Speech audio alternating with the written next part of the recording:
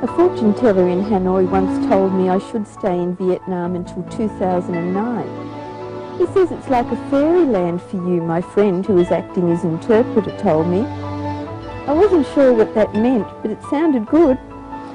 I was at a bit of a crossroads at the time, so I asked my friend to ask him what sort of career I should be pursuing that might allow me to stay on in Vietnam that long. Mr. Hank, the fortune teller, considered this for a moment. Something artistic or creative, he suggested. But I have no talent, I explained. I can't draw or paint or play music. What about writing, he said. Immediately this struck a chord.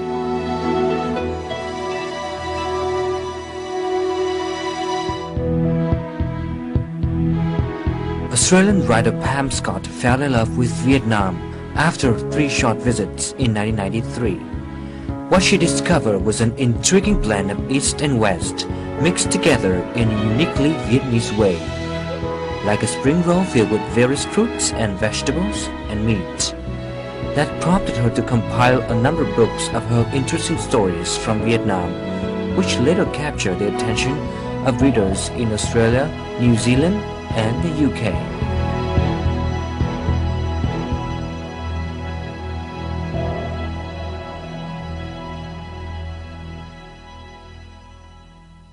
Hi Pam, it's so nice to see you again. Welcome on the show. Thank you for inviting me. I'm so interested in all these things, you know, I've been preparing for it. Can you tell me how your Vietnamese adventure began? Well, I was working at Wollongong University in Australia, and I had the opportunity to come to Vietnam and bring a training program for managers of VNPT. And so I came 3 times in 1993, bringing a training program twice and coming on a trade mission once. And I fell in love with Hanoi. And so when I had the offer of a job to come back to, I decided that I'd have an adventure. So I left my job in Wollongong and I came and lived in Hanoi in 1994. 1994, I mean, in the 90s, it must have been quite an adventure to come to Vietnam. What made you make that decision? Well, I'd come 3 times, so I had an idea what I was coming into.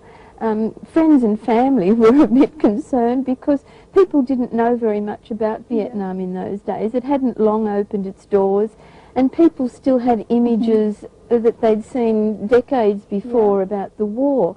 And so people would say, oh, what about the war, and you know, will you be safe, and won't you be lonely? And of course, the last thing you are in Vietnam is lonely.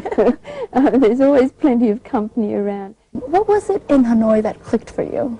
Hanoi is very different now. I mean, back in 93, 94, life was much simpler. People were riding bicycles, a few motorbikes, almost no cars. There was no pollution. The traffic was quiet. You could just hear the wheels of bicycles whirring. But the people were very authentic and so friendly and so curious, and they wanted to show you everything and include you in everything. And so it was just so wonderful. It was so different, but also it reminded me a little bit of childhood, you know, so there was a time warp still, that it was on the edge of what life was like when I was younger and what my parents grew up with. And so that was very attractive and a sort of nostalgia as well. So you mentioned that friends would take care of you. You felt loved in Hanoi, didn't you? Yes. Can you give me some examples of those experiences? I lived for 3 years in the post office guest house.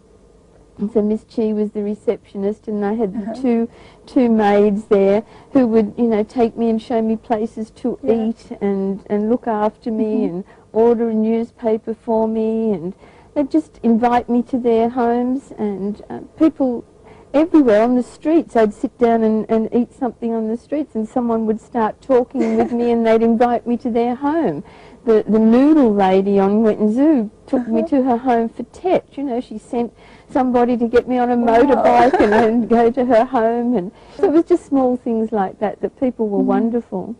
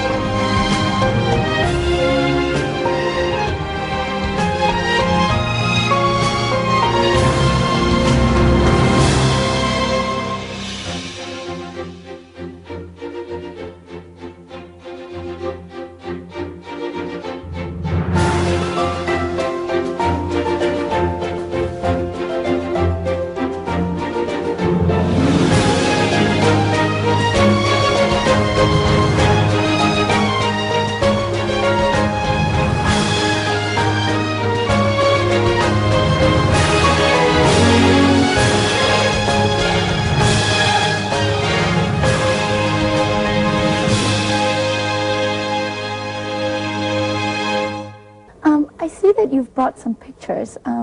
Should we take a look and see, and could you tell me what's behind them? Okay. You know?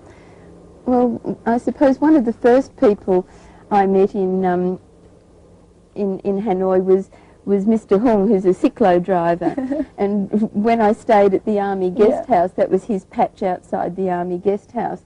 And so there were two other women and myself had come from Wollongong University, and there were three of them, and they'd wait for us every morning to take us around. And they were wonderful guides, and they had a small piece of English that they would practice with us.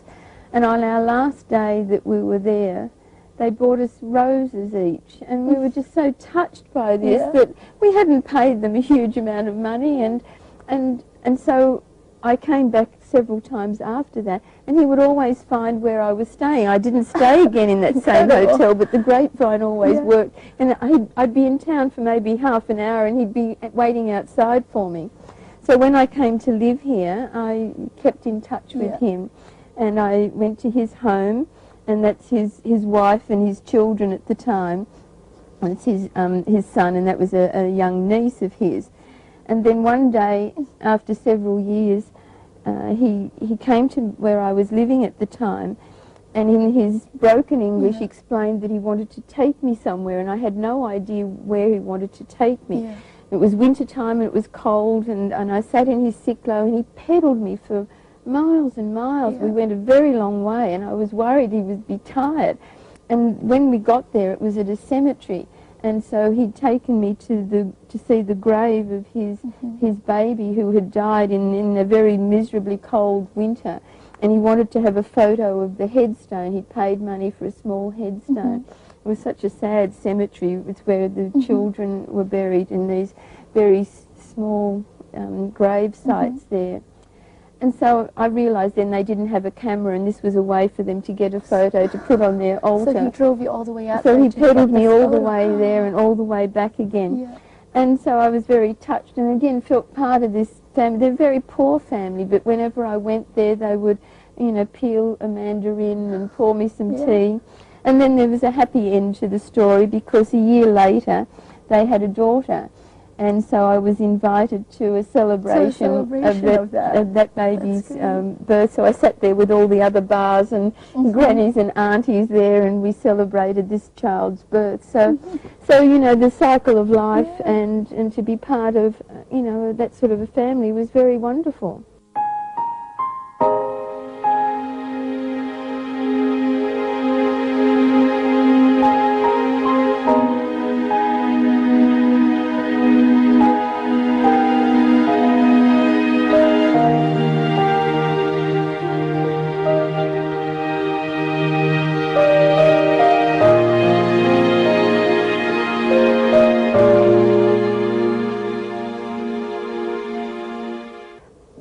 Part of a lot of different things as well. I see. There's quite a lot of photos. Well, you see, I decided when I came here, I was almost 50. I was 49 when I first came to live here, and I didn't live an expat life. I lived a very Vietnamese sort of life, and so I just decided I'd do everything, because it's a way of meeting people.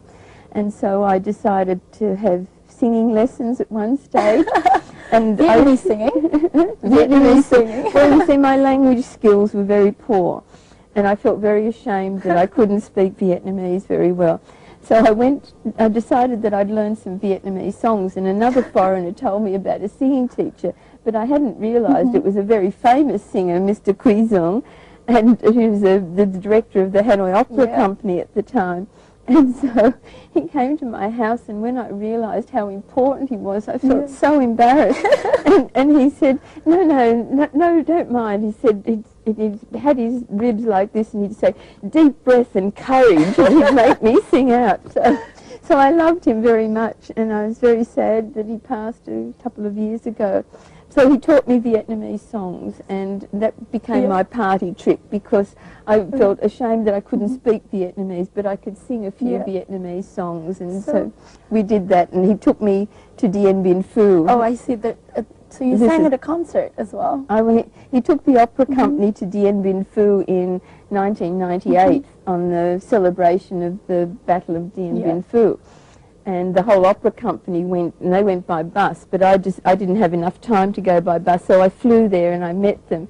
And then he invited me on the stage to sing, and so I sang Vietnam Ho Chi Minh, dressed in my ao dai, and I had to do for the song Who's Our Ta now, I had to do the high bar now, and then the tenors would come in and sing Who's Our Ta now. And so I was very famous in Dien Bien Phu for a day. The next morning when I walked down the streets, I could hear all the local people saying, "Oh, Bate Hat," and you know, all this went on. So thank you for that. You're welcome. I put some of these in my first book, Hanoi Stories, so that's why I had them with me at this particular time. That's great, thank you. I've had the chance to follow Pam around Hanoi and visit some of the places she used to visit back when she lived here, and also see the people she was really close to back then. Let's take a look at a clip. Upon her arrival, Pam and I set out to revisit Hanoi. The first stop Pam chose to make was at the home market, where she reconnected with her old friends.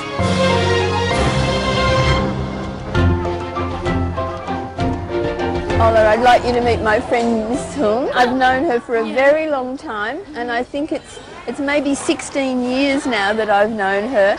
And I would come here and talk, and my Vietnamese is very poor and her English is very small, but we understand each other very well. And it was very nice. I lived near here, and I would just come to Home Market, sit down here, talk to her, look at some of her clothes, and just feel happy. She's a very happy person. Ngày trước chị nói được nhiều tiếng Việt hơn bây giờ. Ngày xưa chị phải nói được đến 40% đấy. Pam felt exactly the same as she wrote in her book, Vietnam Revisited. After living in a place for a long time, even in a city as exotic as Hanoi, you stop being a tourist.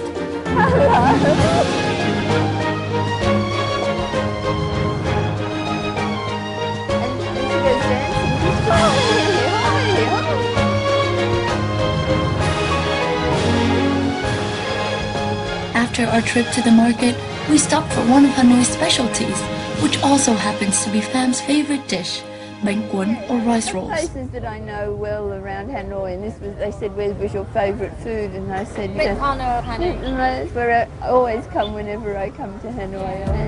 And then he went to. Are you gonna have something? No, I'm not sure.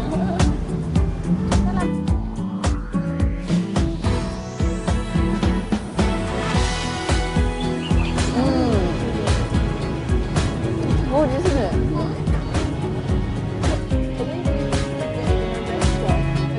Pam shared her perspective on street food in Hanoi.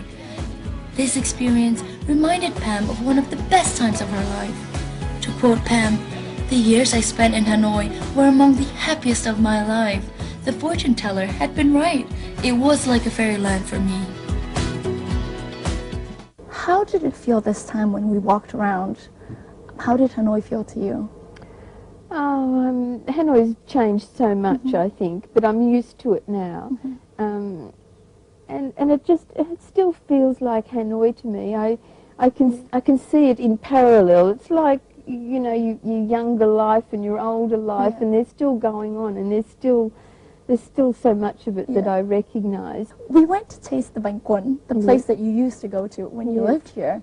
How was that for you? Did it taste any different? No, that's always the same, and what keeps it the same is that you're still sitting on little stools on the pavement, and I really love that. The world goes by, and you watch, you know, Ba Chio can change to be crazy sometimes when Vietnam's won a football match and there's just thousands of motorbikes with flags and beating drums going on. It's very interesting. So that always is the same, and the taste of it's the same because it's a timeless dish. There's nothing modern about it. It's really skillful, and you know, it's so tasty there, and the people are still the same. I found it really amazing because back when you lived here, the mother would do the bánh cuốn, and now the daughter has started doing that as well, and she added some new things to the menu, so she's incorporating the new and the old. So we tried the new bánh cuốn with the shrimp, which you didn't have back then. That's right. Yeah, and how did that feel to you, and how was it meeting the family again? Oh, it was lovely. It tasted delicious, but it's still recognisable as bánh cuốn, just with a slight new flavour. And it's lovely to see the family. I've seen those girls, they were students, you know, and now they've grown into young women, and, you know, one's getting married in a couple of weeks' time. And so it's always nice to see that and to watch. I've seen so many families grow, and lots of stories like that of youngsters that are now, you know, one grew into a policeman I didn't recognise. He said hello, and I thought, oh, the police are chasing me for some reason, but it was just young Vu who'd grown up. So it's very nice. It makes you feel part of the community then. And I think, you know, it's like getting older. You don't actually notice the changes when you're living through them. It's when you come back, it's sort of a bit confronting, but there's not a big change between 2009 and now. It was just nice and fun, Pam, where are we going today? I want to show you the first bookworm in Hanoi. It's a bookshop I opened in 2001. Amazing. So it's been 11 years. Yes, that's right. On the 4th of August 2001. And it rained the night before, and Govan Sir was flooded. And I thought no one would come. The water was coming and lapping at the door, but people still came. That's amazing. They came to get some culture. They came to buy some books in English because it was difficult at that time to get books. Sure. And this is where it used to be. It doesn't look like it, but I think it is. What do you think? 15 Engelman, so I think this is where we are. So very different now. Not books, bottles. And this, you have arranged for these on your own to have these painted, Yes, I had them painted there, to have books there. Wonderful. I was supervising. With the paint job. Yes. That's great. Should we go and take a look inside? Okay, that'd be fabulous.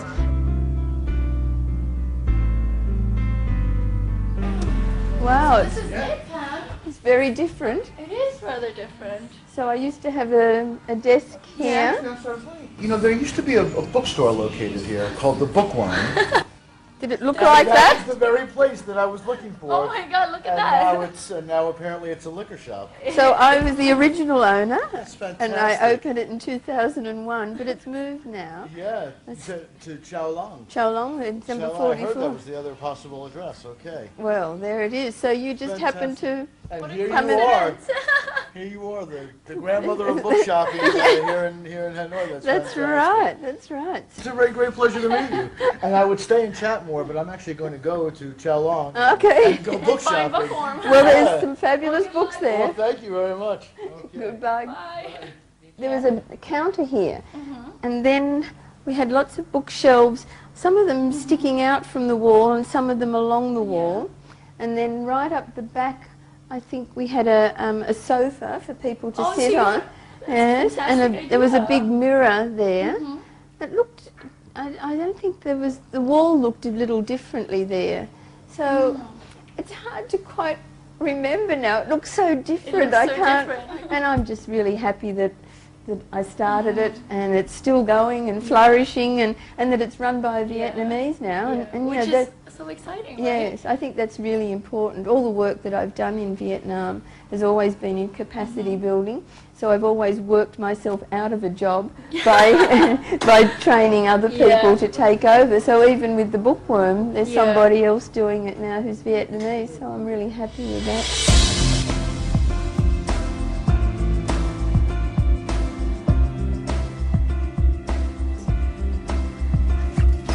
I feel like you could run downstairs whenever you need. It's really liked it. I always felt this is. This was your bed. Yes, I had a bed, sleeping in my bed. Could sit out here and look over the edge and watch the world go by.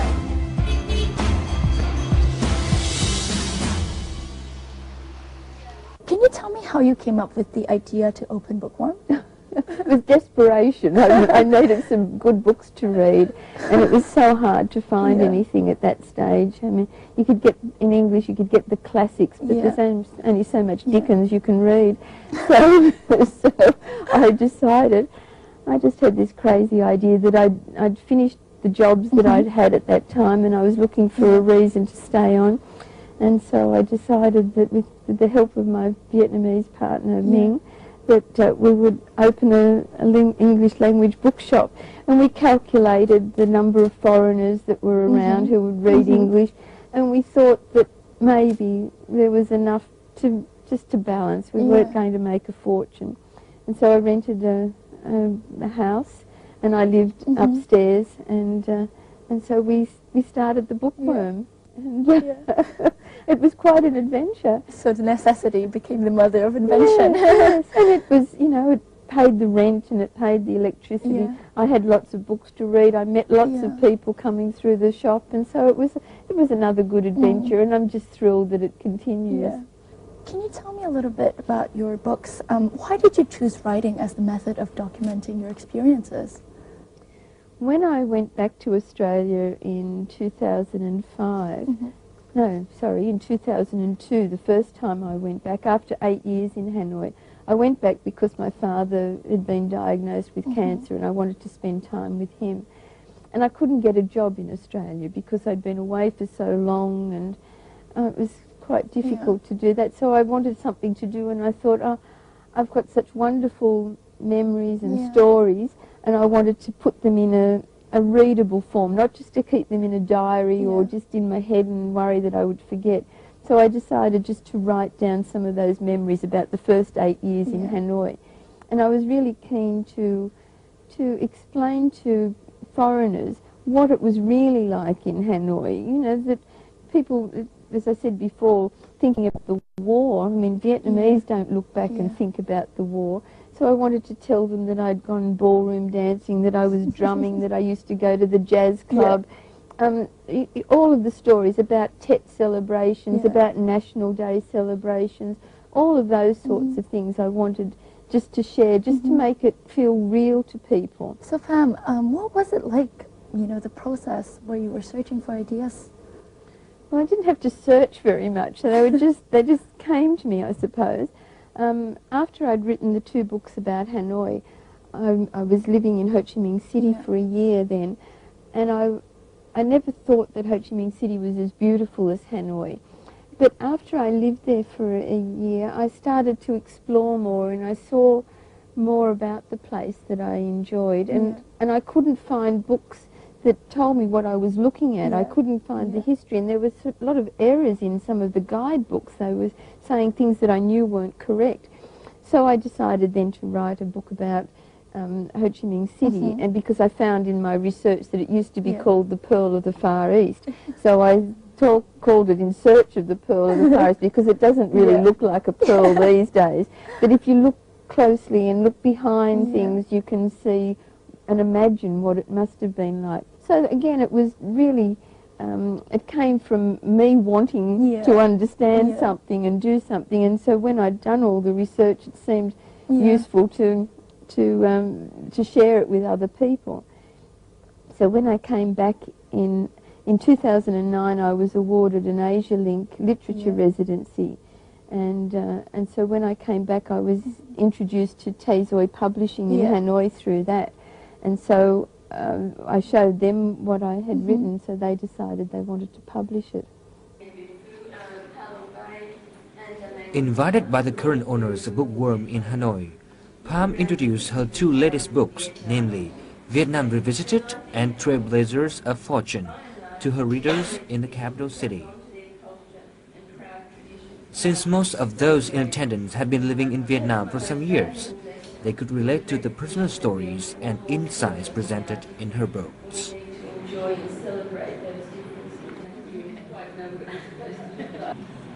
She's not a tourist. She came here, she lived here, which is a very different experience from being a tourist. So she understands how people are. She's learned a lot more about the culture, and I was really interested, and it was a very different time from when I was here. I came here in 2007. She was here before me, so I'm very interested to hear how it was before I came here. The book launch then turned out to be a sharing session, where everybody was free to exchange their Vietnamese experiences. Pam took the opportunity to answer a lot of questions about the different layers of Vietnamese culture that might have confused newcomers, but caused no difficulty at all for her.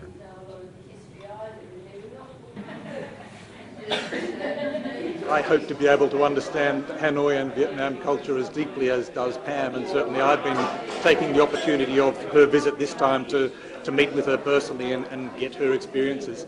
Pam's stories are about people in Vietnam, about people from overseas who've come to Vietnam, and also, as we've also heard, about Vietnamese people who've gone to Australia. But it's a really human level connection, and that's something that's really heartwarming to hear. She wrote from the heart about her experience living in Vietnam and about Vietnamese people, and that's why they struck a chord with people who wanted to know about Vietnam. There was nothing academic about them. They were just good books from the heart, well written, and you could relate to them. In her earlier edition, Hanoi Stories, Pam tells of an unexpected side to the city and of the people she came to know and love. Cycle drivers, postal workers, university students, and ordinary families.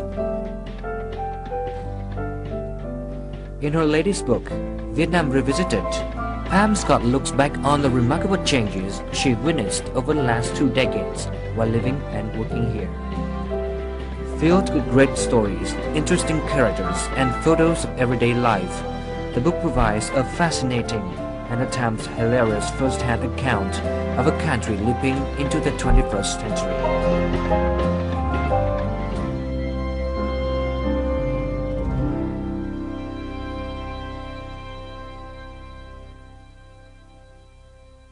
Can you tell me how supportive is your Western audience towards your book? I got good reviews from other Westerners who lived in Hanoi who thought that I captured the feel of the place, what it was really like, and they liked that part of it. As a narrative writer, what do you feel is the most important aspect about good writing? I just write in a very simple way and tell a story that I want to communicate to people. And I find that sometimes Vietnamese writing is a little difficult for foreigners to get into, because Vietnamese writers write in a different way. They seem to get on a theme and they elaborate on a theme. It's more like music. There's a theme and they go around and around. Whereas I'm telling a story that's got a beginning, a middle and an end. And so I think that's part of the difference. And I think the importance of getting the structure is so that it does have a story that people can follow through the narrative. And again, it's that importance of getting a voice. You know, mine's very light-hearted, mainly. I mean, there are some poignant stories and, you know, sad and serious issues there. But, you know, I also laugh at myself in it, you know, so I tell jokes against myself about, like, the drumming and those sorts of things there. So it's just an easy, light-hearted read. But the serious thing is that I want people to understand about the Vietnamese character and how you can come here and enjoy and be embraced so warmly by the people if you just go with the flow, you know, just let them enjoy. Regarding your writing, you told me previously that you have this dream for a master class. Can you tell me a little bit more about this dream? I'm really passionate about Vietnamese telling their own stories now. I've done my bit. I haven't got any more stories to tell, but I'm willing to help Vietnamese writers to understand what foreigners want to read about, and then hopefully in a few years' time there'll be international best-selling Vietnamese authors telling their own stories is what I'd really have the dream for. You've told me that you've written a play as well about Vietnamese people abroad. Could you elaborate? Well, I did a project I've written also. It hasn't been published. It's available as an e-book. But I wrote about Vietnamese women in Australia. I started that when I went back to Australia in 2005 because I was missing my Vietnamese women friends.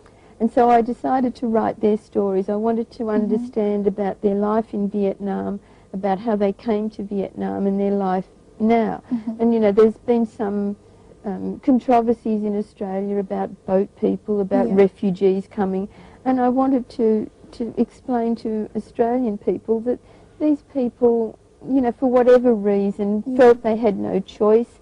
They came and they've been good citizens. So I wrote their stories. And then when I came back to live in Vietnam after that, I found that my Vietnamese women friends were very interested to know what Vietnamese women in Australia were thinking and feeling. And so I decided then to find a group of Vietnamese women in the South who'd stayed in Vietnam, but were similar to those who'd left, and write their stories.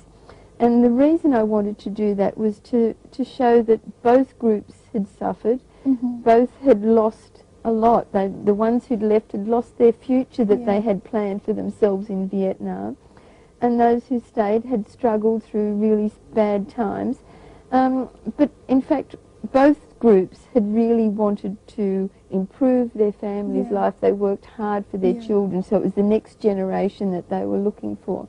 So I had written that, and in doing that, I decided that this issue about the overseas Vietnamese coming back to Vietnam is many problems, many obstacles and difficulties and misunderstandings between the two groups.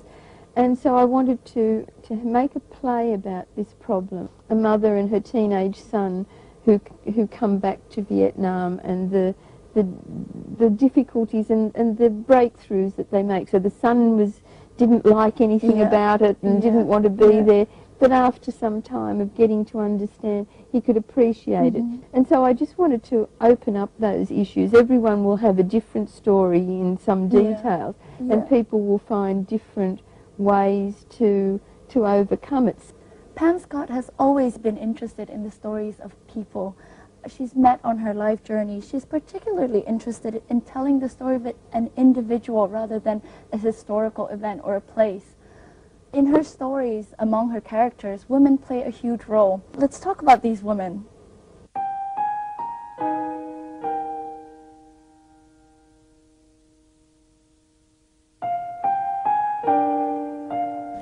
Pam has always been a big fan of Vietnamese women, so a visit to the Vietnamese Women's Museum was a real treat to her.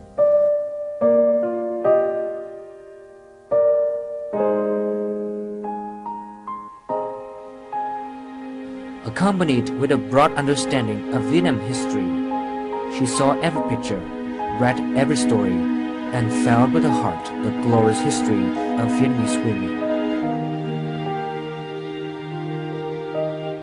Vietnamese women throughout history have shown this incredible strength, but what I really like about them is that they're strong but still feminine, and I think that's a very special characteristic of Vietnamese women. So they don't lose their femininity, and I saw many domestic products there, just small things that they used for washing or for keeping their toiletries in, and then next to it, it's really quite shocking to see a revolver, which, you know, really makes you understand the mixed roles that they had to play. You know, it's a very bittersweet feeling that you have here, that you admire these women but regret that they had to do these terrible things. Thanks to that deeply cultivated connection, Pam also made a DVD presenting the stories of 4 Vietnamese women who came to Australia as boat people after the war. The women who left Vietnam followed their husband or their father. They usually were not alone decision makers, so they just obeyed whoever they were following at the time. But their purpose was always to improve their family life. And whether they stayed behind or whether they left to go to another country for various reasons, they all worked very hard to improve the lot for their children. They always look ahead to the future. And all of these posters here are all looking ahead to the future and fighting for a brighter future.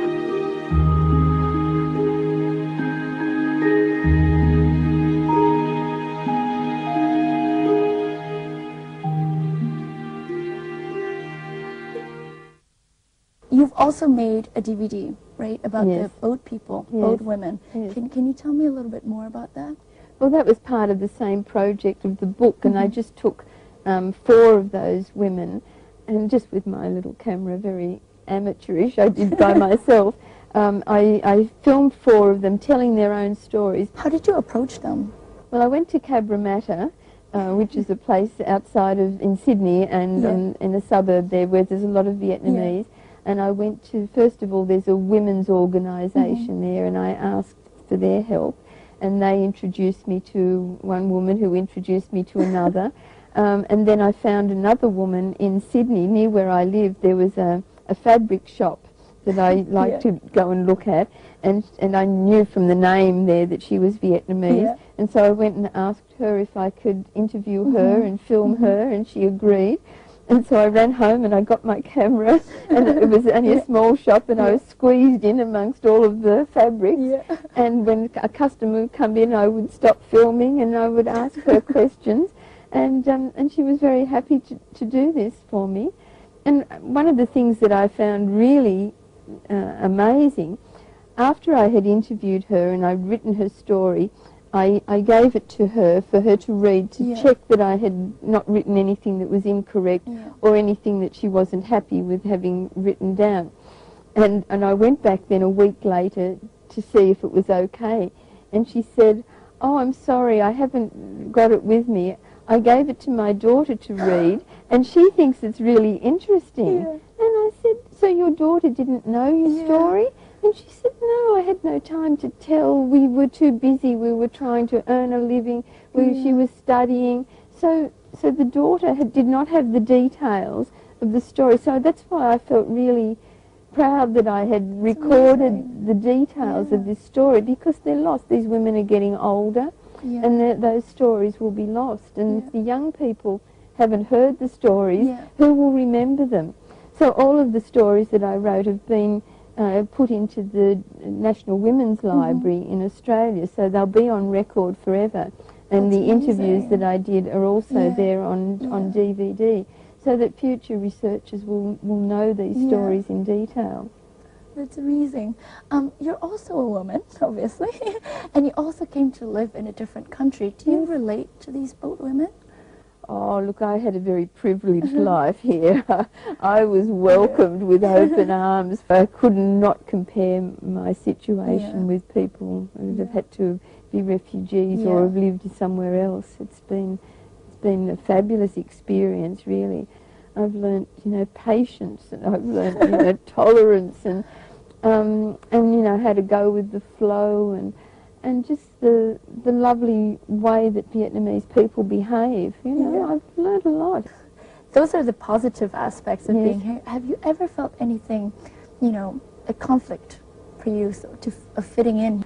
So not really. I think, as I said before, I'm a good size, so I fit in people's houses, I fit on the back of their motorbike easily. I'm not in trouble. I sit down on little stools and all of the rest of it, so they can almost forget. In fact, I was at the market once buying a beetle leaf to take to the fortune teller. You know how you've got to go and get the beetle. And the old seller there said to my friend, asked if I was an overseas Vietnamese, because I seemed so Vietnamese in my ways. And I think, with these blue eyes, I'm not sure that I'm Vietnamese.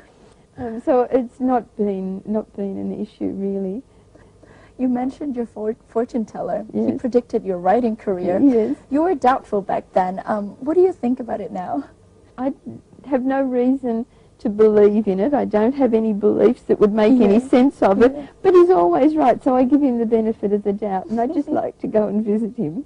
How about your future? Do you plan to write any books in the future? I don't have any strong feelings to write anything. I think I've written everything that I wanted to write here. I've said all those things.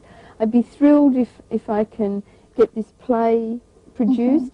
I'll be thrilled if I can have an ongoing relationship with writers, Vietnamese writers, so that they can get their stories in a way that's attractive to foreign readers, so that they can tell their stories. And then I think my work is done. Pam, thank you so much for coming on the show and spending your time with me. It's always a pleasure to be able to sit down and chat with you. I'm so glad that I could learn more about your life and your writing. So thank you for coming on the show. Thank you for listening. And that's it for today's edition of Talk Vietnam. Hopefully you will be able to read some of Pam's books. You will be able to find them at Bookworm on Châu Long. And I hope to see you next time. As soon as I arrived back in Hanoi in 2009, I wanted to visit the fortune teller to tell him that he'd been right all along. Mr. Hang had said that my career would continue to be successful for another year or two. And at that moment, as if on cue, a Western man came over to the table where we were sitting and asked in an Australian accent, "Are you Pam Scott? I recognised you from the photos in your books," he told me. So the fortune teller was right again. I was a little bit famous, at least in Hanoi.